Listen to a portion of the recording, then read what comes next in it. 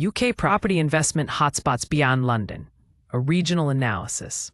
Let's be honest, when people think property investment in the UK, their minds immediately zoom in on London. Prime Central, shiny skyscrapers, zones 1 to 3. But here's the kicker. Some of the real opportunities, they're outside the M25. And they're not just cheap alternatives. They're booming in their own right, with solid yields, regeneration plans, and yes, actual demand. So, if you're tired of the usual London-centric chatter, buckle up. We're taking a deep dive into the regions, and trust me, some of them will surprise you. Manchester, the classic that still delivers. Okay, Manchester is hardly a secret anymore, but wow, what a powerhouse. The city's blend of tech, media, and education keeps demand strong. I've had clients who bought off-plan in Ancoats or Salford 5 years ago and are laughing all the way to the bank now. Quick story. One landlord I work with couldn't let his 2-bed flat fast enough in London. Moved his budget up north, grabbed a unit near Deansgate, and now he's thinking of buying another. He messaged me, "Why didn't I do this earlier?" Leeds, under the radar no more. If someone had told me 5 years ago that Leeds would be giving Manchester a run for its money, I would have raised an eyebrow. But here we are. Major firms are relocating, student numbers are climbing, and city center living is in. I once helped a client pick up a quirky little terrace near Headingley, great for student lets. It needed TLC, but post-refurb, instant queue of tenants. And now there's talk of HS2 still impacting the area positively. Whether or not it ever gets there, the buzz is real.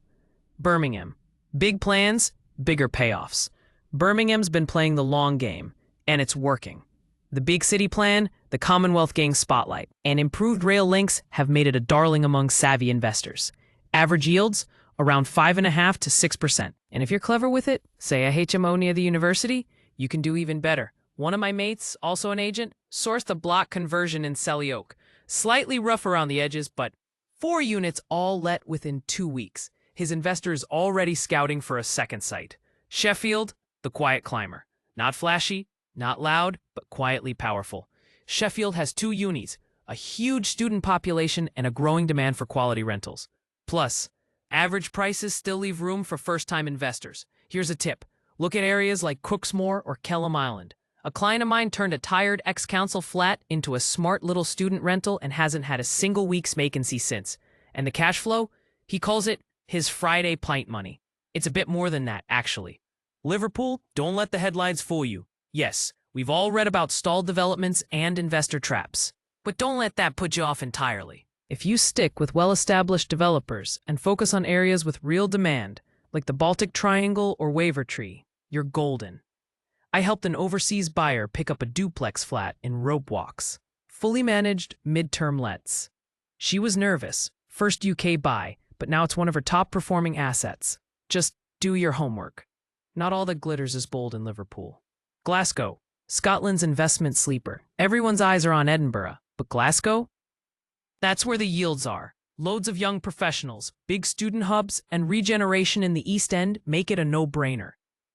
I recently chatted with a client who picked up a tenement flat in Denniston. Let me tell you, it was nothing fancy. But he did a sleek refit, rented it on a room-by-room basis, and now he's earning more than he ever did from his London studio. Bristol. Beautiful, but pricey. Bristol's market isn't for beginners. But for those with deeper pockets, it's solid.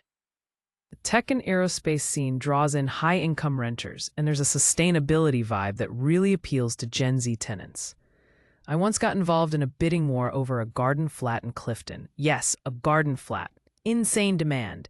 But even with the high entry cost, the growth potential is there if you plan long-term. Cardiff, Wales steps up.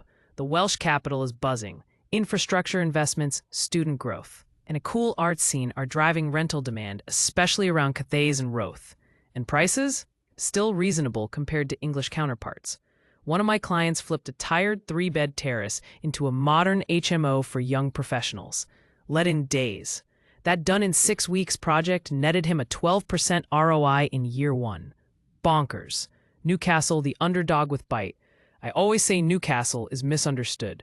Solid yields. We're talking 7% plus in some areas. 2 universities. And a loyal student base. Plus, local councils are pushing build-to-rent schemes hard.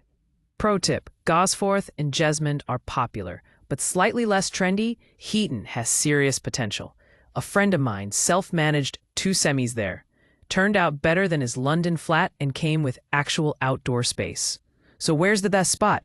It's not a one-size-fits-all answer. It depends on your goals: cash flow, capital growth, or balance.